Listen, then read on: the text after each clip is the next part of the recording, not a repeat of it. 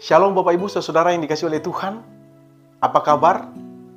Puji Tuhan, hari ini kita berjumpa kembali dalam program Renungan Harian GKPO Halim Perdana Kusuma. Sebelum kita memulai kegiatan kita hari ini, saya mengajak kita untuk menyediakan waktu sejenak untuk membaca dan merenungkan firman Tuhan. Mari kita awali dengan doa. Tuhan Yesus, terima kasih pagi hari yang indah ini. Kami bersyukur oleh karena saat ini kami boleh menikmati bangun pagi, semua karena kebaikan Tuhan. Kami rindu membaca dan merenungkan firman Tuhan saat ini Tuhan. Roh Kudus-Mu menolong kami, memberikan kami pengertian, pemahaman, serta kemampuan untuk melakukannya di dalam kehidupan kami hari lepas hari. Terpujilah Tuhan, dalam nama Yesus kami menyambut firman Tuhan. Amin. Kejadian pasal 48. Ayat 15 sampai 16. Demikianlah firman Tuhan. Sesudah itu, diberkatinyalah Yusuf, katanya, "Nenekku dan ayahku, Abraham dan Ishak, telah hidup di hadapan Allah. Allah itu sebagai Allah yang telah menjadi gembalaku selama hidupku sampai sekarang. Dan sebagai malaikat yang telah melepaskan aku dari segala bahaya. Dialah kiranya yang memberkati orang-orang muda ini, sehingga namaku serta nama nenek dan bapakku, Abraham dan Ishak, termasyhur oleh karena mereka, dan sehingga mereka bertambah-tambah menjadi jumlah yang besar di bumi." Saudara-saudara, tema renungan bagi kita pagi ini adalah Allah yang telah menjadi gembalaku. Ayat 15 dan 16 dalam Kejadian pasal 48 yang baru saja kita baca ini merupakan bagian dari kisah berkat Yakub kepada anaknya Yusuf dan cucu-cucunya yang bernama Efraim dan Manasye. Yakub ingin memberkati keturunannya sebelum dia meninggal, di mana pada waktu itu Yakub sudah tua dan dalam kondisi sekarat. Yakub meninggalkan anak-anaknya dengan suatu teladan iman yang tekun kepada Allah dan suatu kesaksian bahwa Allah telah menggembalakannya sepanjang hidupnya, membebaskannya dari berbagai bahaya dan memberikan kesuksesan dan keberhasilan. Ini termuat dalam kitab Ibrani yang menunjukkan kepada tindakan Yakub bila memberkati Efraim dan Manasye sebagai bukti akhir akan kesungguhan imannya kepada Allah. Kita melihat di dalam Ibrani 11 ayat 21 berkata demikian.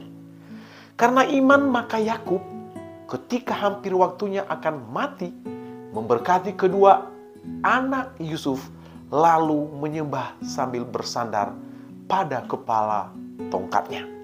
Hal terbesar yang dapat diwariskan oleh seorang ayah kepada anak-anaknya ialah iman dan komitmennya kepada Allah, serta kesaksian hidup bagaimana Allah telah menjadi gembala yang sudah menyertai perjalanan hidupnya hingga akhir hayat. Kita menemukan dalam kitab Perjanjian Lama, Raja Salomo berkata dalam kumpulan Amsal-Amsalnya bahwa mahkota orang-orang tua adalah anak cucu, dan kehormatan anak-anak ialah nenek moyang mereka. Kita bisa melihat dalam Amsal 17 ayatnya yang ke-6. Selanjutnya Bapak Ibu dan saudara-saudara, hal yang menarik ketika Yakub atau yang kita kenal dengan panggilan Israel memberkati anak-anak Yusuf yakni Manasye dan Efraim. Yakub lebih memilih yang pertama diberkati adalah si bungsu atau Efraim. Kemudian barulah yang sulung atau Manasye. Sebelumnya Allah juga pernah memilih Ishak dan bukan Ismail, memilih Yakub dan bukan Esau kakaknya. Allah memilih Yusuf dan bukan Ruben, Efraim dan bukan Manasye dalam kejadian yang kita baca ini. Bahkan di kitab lain, Allah memilih Gideon dan bukan kakak-kakaknya, serta yang sangat terkenal ketika Allah memilih Daud menjadi raja Israel dan justru bukan kakak-kakaknya yang gagah perkasa. Saudara-saudara, penekanan ini menunjukkan bahwa yang pertama menurut manusia belum tentu menjadi yang pertama di hadapan Allah. Allah memilih seseorang. Allah memilih saudara dan saya bukan berdasarkan apa yang kita miliki, status sosial atau apapun yang menjadi kebanggaan kita sebagai manusia.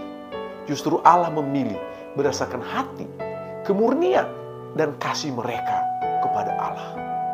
Saudara-saudara, demikian juga Allah memilih saya dan saudara sebagai pelayanannya, sebagai anaknya, bukan berdasarkan jabatan atau kedudukan sosial, serta berdasarkan harta dan kekuasaan. Namun Allah melihat hati kita yang paling dalam, yang benar-benar sungguh-sungguh mau melayaninya. Jadi saudara, yang menjadi refleksi bagi kita, sekaligus menjadi aplikasi bagi kita dalam renungan pagi hari ini, adalah yang pertama. Mari kita mengakui bahwa Allah yang telah menjadi gembala atas kita. Seperti Yakub atau Israel, mengakui dan menyaksikan kebaikan Tuhan di sepanjang perjalanan liku kehidupannya. Yang kedua, wariskanlah teladan yang baik kepada generasi kita, supaya mereka, anak-anak cucu kita, mencontoh hal-hal yang baik dan menjadikan mereka terhormat dan bangga atas kita.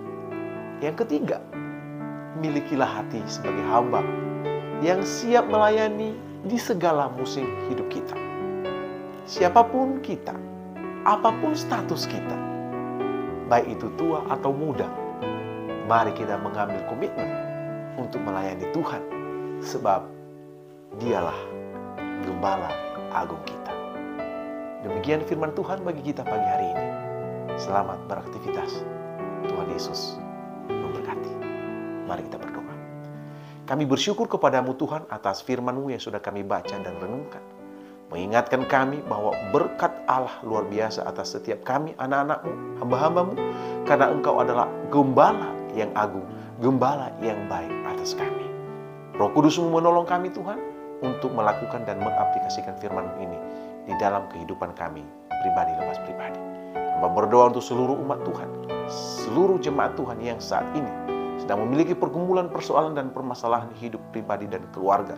Tuhan, Engkau turun, memberkati, menyertai setiap kami, dan memberikan jawaban dalam setiap doa dan seruan kami. Terima kasih Bapa, di dalam nama Tuhan Yesus kami berdoa dan mengucap syukur.